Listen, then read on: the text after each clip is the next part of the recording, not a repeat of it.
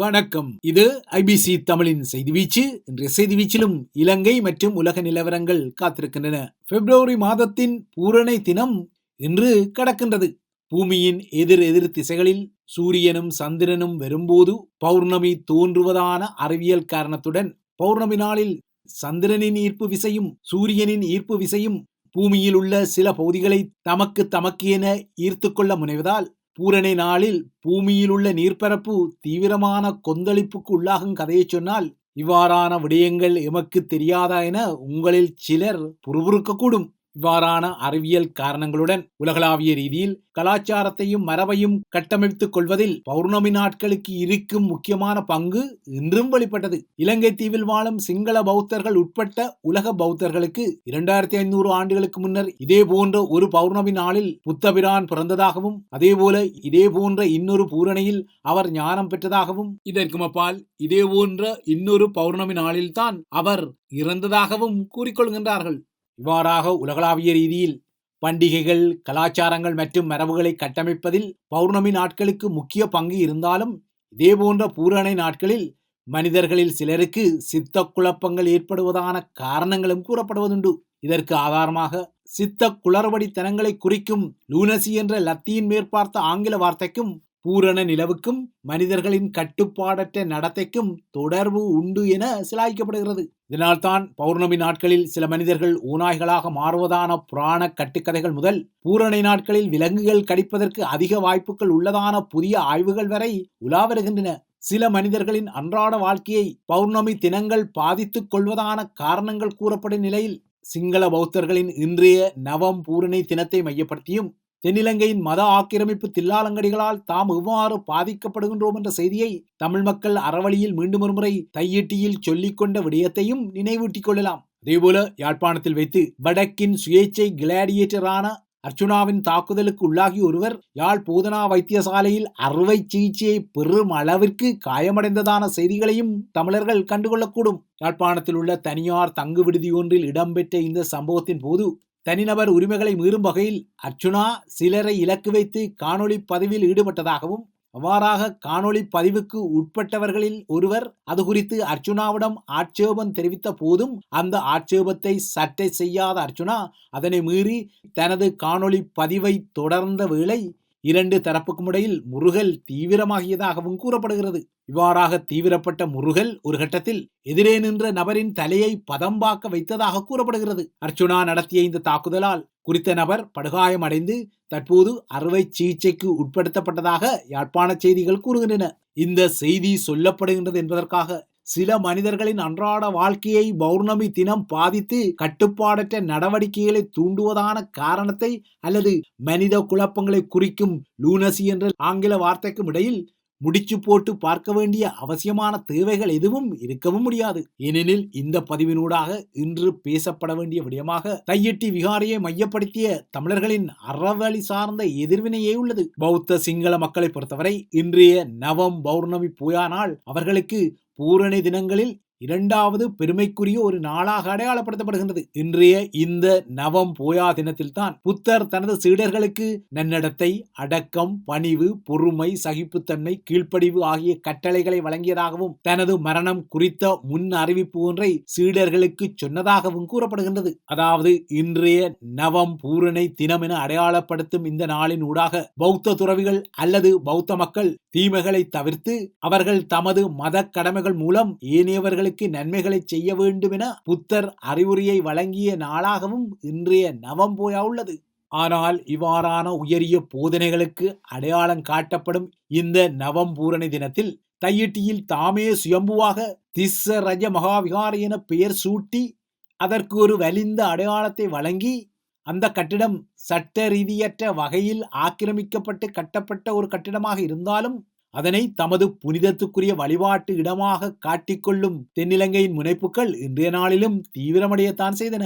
தமிழ் மக்களின் காணிகளில் சட்ட ரீதியற்ற வகையில் ஆக்கிரமித்து கட்டப்பட்ட ஒரு கட்டிடத்தை அகற்ற வேண்டும் என சட்ட ரீதியாக விடுக்கப்படும் கோரிக்கை குறித்த கட்டிடத்தை அலவாங்குகள், பிக்கான்கள் போன்ற ஆயுதங்கள் மூலம் தமிழர்கள் இடித்து அழிக்க முனைவதான ஒரு வலிந்த தூபம் போடுதலும் இருக்கத்தான் செய்கிறது.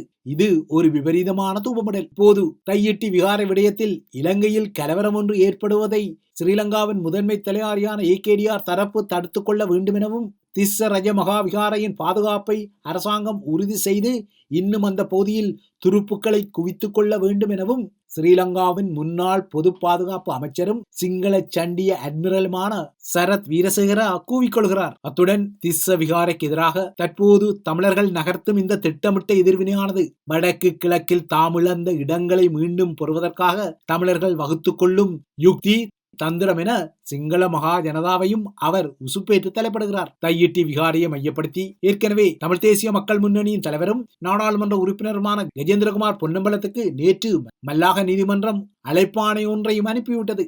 தையிட்டியில் மக்களின் காணிகளை அபகரித்து சட்டவிரோதமாக அமைக்கப்பட்டுள்ள கட்டுமானங்கள் அகற்றப்பட்டு அந்த காணிகள் மீண்டும் மக்களிடம் கையளிக்கப்பட வேண்டும் என கூறப்பட்ட விடயம் திரிவுகளுக்கு உள்ளாக்கப்பட்ட நிலையில் இவ்வாறான அழைப்பாணை அவருக்கு பிறப்பிக்கப்பட்டது. அதாவது ஏற்கனவே சொல்லப்பட்டது போல சட்டவிரோதமாக அமைக்கப்பட்ட கட்டுமானங்கள் அகற்றப்பட வேண்டும் என சட்ட ரீதியாக முன்வைக்கப்படும் கோரிக்கைகள் திரிவுக்கு உள்ளாக்கப்பட்டு விகாரையை இடிக்க தமிழ் அரசியல்வாதிகள் அழைப்பு விடுப்பதான புதிய விபரீத நிலைக்குள் தள்ளப்பட்டது. இந்த வலிந்த திரிப்புகளால் ஆதாயம் அடைந்த ஸ்ரீலங்கா காவல்துறை இதுதான் தாயம் என உடனடியாகவே நீதிமன்றத்தில் வழக்கு ஒன்றை பதிவு செய்து அதன் அடிப்படையில் நாளை மறுதினம் 14ஆம் தேதியாகிய காதலர் தினமன்று கஜேந்திரகுமார் பொன்னம்பலத்தை மல்லாகம் நீதிமன்றத்தில் முன்னிலையாக வேண்டிய வகையில் சட்ட ரீதியான காதலுடன் அவருக்கு ஒரு அழைப்பாணையும் அனுப்பியுள்ளது. விகாரையை இடித்துக் கொள்ள தமிழ் அரசியல்வாதிகள் அழைப்பு விடுத்துக் கொள்வதான திரிவுகள் விஷமத்தனம் கொண்ட திரிவுகள் என்பதில் மாற்று கருத்துக்கிடமில்லை. ஏனெனில் சட்டவிரோதமான கட்டுமானம் ஒன்று சட்ட ரீதியாக அகற்றப்பட வேண்டும் என கோரப்படுகின்றதே தவிர அது வெற்றிவேல் வீரவேல் என்ற வகையில் தமிழர்கள் ஆயுதமேந்தி அதனை இடித்து தள்ள வேண்டும் என்ற பாணியிலான அழைப்புகளுக்கு எங்குமே இடம் இருந்ததில்லை. எனினும் அவ்வாறான திரிவு கதைகள் தான் தற்போது வலிந்து முன்வைக்கப்படுகின்றன. தமிழர்களின் அரசியல் முற்றத்து சில சுயேட்சைகளும் இந்த விடயத்தில் சில குளறுபடிகளையும் குழப்பங்களையும் நகர்த்த தலைப்பட்டாலும் தமிழ் அரசியல் கட்சிகளும் மக்களும் இன்று தையிட்டியில் மீண்டும் ஒருமுறை வெளிப்படுத்திய அறவழி செய்தியானது கொழும்பு அதிகார மையம் தெற்கிலிருந்து நகர்த்தி வரும் அப்பட்டமான பண்பாட்டு இனவழிப்பை பகிரங்கப்படுத்தியதுடன் சிஸ்டம் சேஞ்ச் கொட்டொலிகளுடன் அதாவது முறைமை மாற்றங்களுடன் ஆட்சிகள் மாறிக்கொண்டாலும் காட்சிகள் மாறிக்கொண்டாலும் ஈழத்தமிழ் மக்கள் மீதான அந்தகார மேலாதிக்கம் இன்னும் மாறிக்கொள்ளவில்லை என்பதையே இன்றைய நவம் பூரணை சந்திர ஒளியில் தமிழர்கள் தெளிவாக கண்டுகொள்ள முடிகிறது. காசா மீதான கொடுமையான இஸ்ரேலின் போர் எதிர்வரும் சனிக்கிழமைக்கு பின்னர் மீண்டும் வெடிக்கக்கூடும் என்ற ஐயங்களும் அச்சநிலைகளும் அதிகரித்து வருகின்றன. பலஸ்தீன அமைப்பான ஹமாஸ் தனது வசமுள்ள அனைத்து இஸ்ரேலிய பணைய கைதிகளையும் எதிர்வரும் சனிக்கிழமைக்கு முன்னர் விடுதலை செய்ய வேண்டும் என அமெரிக்க அரசு தலைவர் டொனால்ட் ட்ரம்ப் விடுத்த எச்சரிக்கையை இஸ்ரேலிய அரசாங்கம் ஆதரித்துக் கொள்வதால் காசாவில் மீண்டும் போர் தொடங்குவதற்கான சாத்தியக்கூறுகள் அதிகரித்து வருகின்றன. மறு அறிவித்தல் வரை பணைய கைதிகளின் விடுதலையை ஒத்திவைப்பதாக ஹமாஸ் அறிவித்தமைக்கு பதிலளிக்கும் விதமாக காசாவுக்கு உள்ளேயும் அதனை சுற்றியும் தற்போது ஏராளமான இஸ்ரேலிய துருப்புக்கள் குவிக்கப்பட்டு வருகின்றன.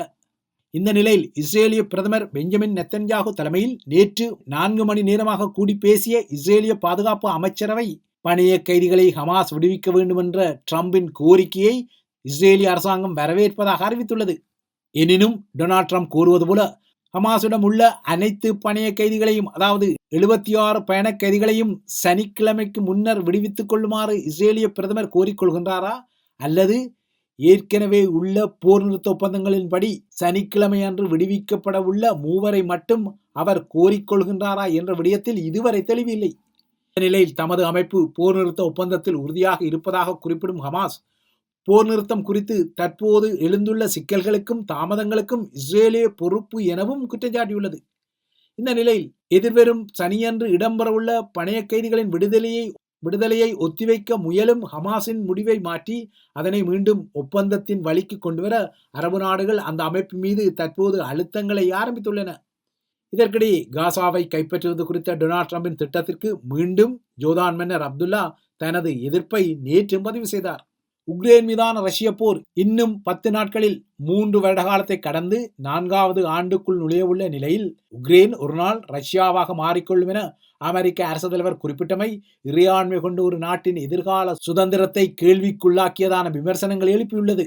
அமெரிக்காவின் துணை அரசு தலைவர் JD வான்ஸுக்கும் உக்ரைனிய அரசு தலைவர் விளாடிமிர் ஜெலன்ஸ்கிக்கும் பாரிஸில் சந்திப்புகள் இடம்பெறுவதற்கு முன்னர் டொனால்ட் ட்ரம்பின் இந்த கருத்து வந்தது. உக்ரைனுக்கு தற்போது அமெரிக்கா வழங்கி வரும் இராணுவ மற்றும் நிதியுதவிக்கு பதிலாக உக்ரைனில் உள்ள கனிம வளங்கள் அமெரிக்காவுக்கு தேவை என்ற கருத்தை மீண்டும் டொனால்ட் ட்ரம்ப் சொல்லியுள்ளார். உக்ரைன் ஒரு நாள் ரஷ்யாவாக மாறக்கூடும் என்ற ட்ரம்பின் கருத்து தற்போது ரஷ்யாவை மகிழ்வடைய செய்துள்ளது.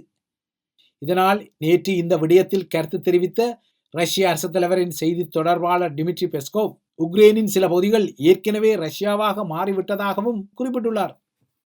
பிரித்தானியாவும் சட்டவிரோத குடியேறிகள் மீதான ஒரு நடவடிக்கையை மெல்ல மெல்ல நகர்த்தி வருகின்றது. அந்த வகையில் சட்டவிரோதமாக பிரித்தானியாவுக்குள் நுழைந்து கொள்ளும் ஒருவர் ஒருவேளை அகதி தகுதி நிலையை பெற்றுக்கொண்டாலும் நுழைவிசைவுகளை பெற்றுக்கொண்டாலும் அவர் ஒருபோதும் எவ்வளவு வருடங்கள் கடந்தாலும் பிரித்தானிய குடியுரிமையை பெற முடியாது என்ற செய்தி சட்ட ரீதியாக அரசாங்கத்தால் சொல்லப்பட்டுள்ளது. சட்டவிரோதமாக பிரித்தானியாவுக்குள் நுழையும் இவருக்கும் அவர் எவ்வளவு வருடங்கள் பிரித்தானியாவில் வசித்திருந்தாலும் அவருக்குரிய குடியுரிமை மறுக்கப்படும் என்ற விதி தற்போது ஹோம் ஆபீஸ் எனப்படும் உள்துறை அமைச்சகத்தால் அறிவிக்கப்பட்டுள்ளது. இந்த புதிய விதியை பிரித்தானியாவின் அகதிகள் பேரவை கண்டனம் செய்திருந்தாலும் அரசாங்கம் இந்த விதியை நடைமுறைப்படுத்துவதில் முனைப்புடன் இருப்பதாக தெரிகிறது. சட்டவிரோதமாக பிரித்தானியாவுக்குள் நுழைந்த அகதியொருவர் எந்த காலத்திலும் பிரித்தானிய குடியுரிமையை பெற முடியாது என்ற விதியானது என்றென்றும் அகதிகள் இரண்டாம் தர குடிமக்களாகவே இருப்பார்கள் என்ற செய்தியை சொல்வதாக அகதிகள் பேரவை விசனம் வெளியிட்டுள்ளது. அத்துடன் இந்த புதிய விதி பல்லாயிரக்கணக்கான அகதிகள் பிரித்தானிய குடியுரிமையை பெறுவதை தடுக்கும் எனவும் அது கூறுகிறது. புதிய விதியின் அடிப்படையில் கடந்த 10ஆம் தேதி முதல் குடியுரிமைக்கு விண்ணப்பிக்கும் எந்த ஒரு நபரும் சட்டவிரோதமாக பிரித்தானியாவுக்குள் நுழைந்திருந்தால் அவரது குடியுரிமை விண்ணப்பம் நிராகரிக்கப்படும் என அறிவிக்கப்பட்டுள்ளது. அதேபோல குடியுரிமைக்கு விண்ணப்பிக்கும் ஒருவர் பிரித்தானியாவுக்குள் நுழைவதற்கு தேவையான நுழைவு அனுமதி அல்லது ETA எனப்படும் மின்னணு பயண அங்கீகாரம் இல்லாமல் தனது பயணத்தை மேற்கொண்டிருந்தால் அவரது குடியுரிமை விண்ணப்பமும் நிராகரிக்கப்படும். அதாவது படகுகளில் அல்லது வாகனங்களில் ஒளித்திருந்து பிரித்தானியாவுக்குள் நுழைபவர்களுக்கு இந்த விதி பொருந்தும் எனவும் அறிவிக்கப்பட்டுள்ளது.